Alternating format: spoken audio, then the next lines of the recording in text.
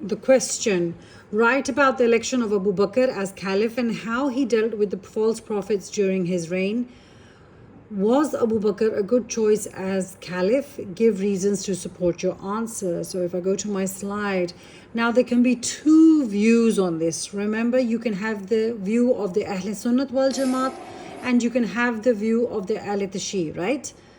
So remember, it's a Cambridge exam. You are allowed to give your point of view. In fact, they will appreciate your point of view, right? So the point of view of the Ahl Sunnat wal Jamaat is that it was a good choice. Because they praise Hazrat Abu Bakr a lot, and their claim is that he was the senior most amongst the companions, and naturally in seniority, whenever eligibility or capabilities are checked, the seniority of the candidate is always checked. And you can see I've got age of maturity. He was I think he was 2 years younger than the Prophet sallallahu alaihi wasallam, so he was around about 61. And 61 is an age of maturity in which you have experienced a lot in life, and because of that experience and because he interacted with the Prophet for a longer time, that's why he could have been selected.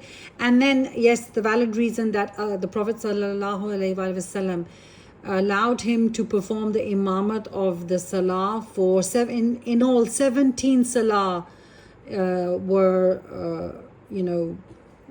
done by Hazrat Abu Bakr. In other words, he performed the imamat of 17 salahs during the life of the Prophet Muhammad sallallahu alaihi wasallam. He was also sent as the Amir of Hajj before Hajjatul Wada.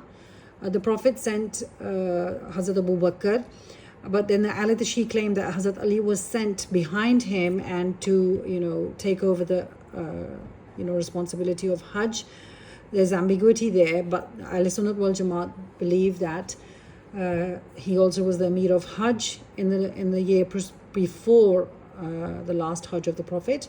And then, of course, what I believe, you may ask, ma'am, what do you believe? I believe everything is the will of Allah. If he was made the caliph by, no matter how chaotic the situation it was and was afterwards, it was the will of Allah. If Allah wished for this to happen, it happened for a reason. So it was Allah's decree. Now if we go to the second view, Ahl Tashi, the view of the Ahl Tashi, they say that it was not a good choice. Choosing Abu Bakr and the way he was chosen was not a good choice.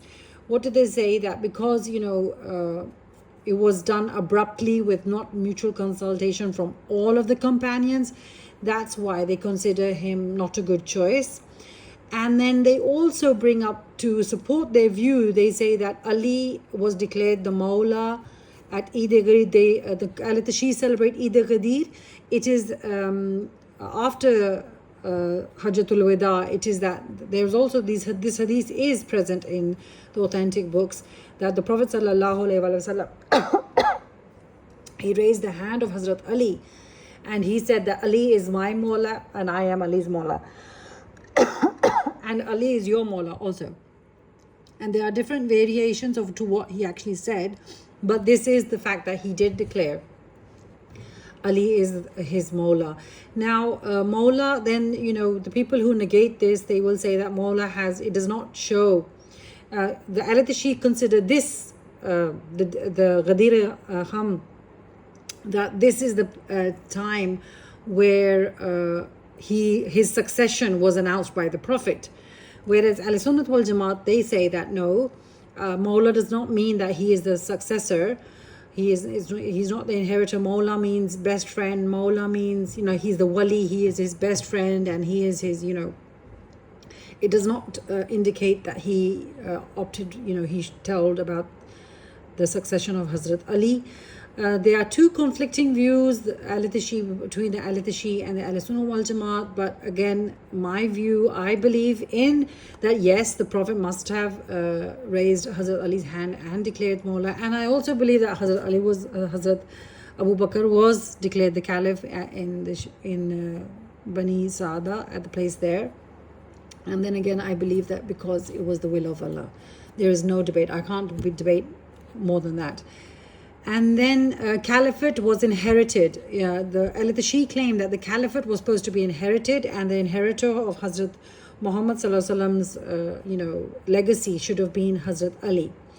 Why do they claim that? Because Hazrat Ali was from the Ahl Bayt, in other words, the people of the home of the Prophet Sallallahu Alaihi Wasallam.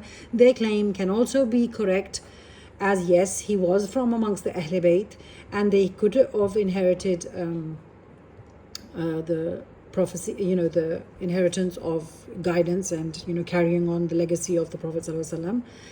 Another thing that the Al-Tashi say that why didn't, when they were in this Saqifa Banu Sa'd, why didn't they wait for Hazrat Ali, when the Ansar and the Muhajir had a debate and they were there to fight, and Hazrat Umar reached there and Hazrat Abu Bakr reached there?